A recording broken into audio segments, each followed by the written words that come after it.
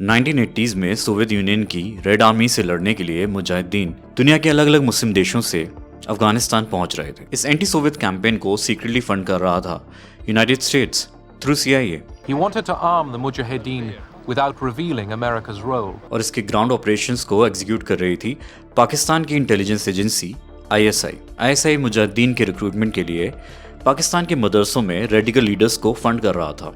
ये radical leaders मदरसों में यंग स्टूडेंट्स को जिहाद के नाम पर अफगानिस्तान भेज रहे थे। इनमें से एक रेडिकल लीडर था अल्लाह बख्श सबीर अलवी, बहावलपुर पाकिस्तान के एक सरकारी स्कूल का इस्लामिक स्टडीज का टीचर, जिसका तीसरा बेटा था मसूद अजहर।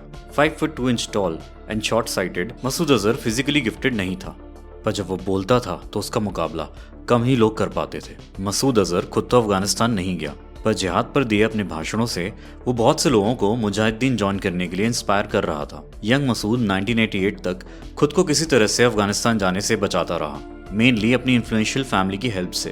वो जानता था कि वो वॉर जोन सर्वाइव नहीं कर पाएगा। जब वो 20 साल का हो गया और लीडरशिप ने एक बार फिर से उसे अफगानिस्तान जाने का ऑफर दिया, तो उसके पास कोई बहाना नहीं बचा था। एक ऐसा आदमी जो दूसरों को इंस्पायर कर रहा है, आखिरकार वो खुद वॉर फ्रंट पे लड़ने क्यों नहीं जा रहा। पर मसूद अजहर 40 दिन की बेसिक ट्रेनिंग भी कंप्लीट नहीं कर पाया, फिर भी उसे वॉर फ्रंट पर भेज दिया गया। एक दिन रात को वो अपने हाइडआउट से बाहर आया टू रिलीव हिमसेल्फ, पर वापस जाते वक्त जब गार्ड्स ने उसने पासवर्ड पूछा तो उसे पासवर्ड याद नहीं था। अंधेरे में कंफ्यूजन की वजह से गार्ड्स ने उस पर गोली चला दी। ये गोली उससे उसके पैर पर लगी। इंजर्ड मसूद अजहर अब वापस पाकिस्तान आ गया और यहाँ उसके इन्फ्लुएंशियल पिता ने उसे सदई मुजाहिद का एडिटर बना दिया, जो कि मुजाहिदीन की एक वीकली मैगजीन थी। अब वो मुजाहिदीन का रिक्रूटमेंट ऑफिसर भी बन गया। मसूद ने अपनी अफगानिस्तान की स्टोरी को भी चेंज कर दिया। इस नई फिक्शनल स्टोरी में जो उसके पैर पर गोली लगी थी वो एक रशियन स्नाइपर ने चलाई थी। और इस कहानी में मसूद बड़ी बहादुरी से रशियन से बचकर निकला।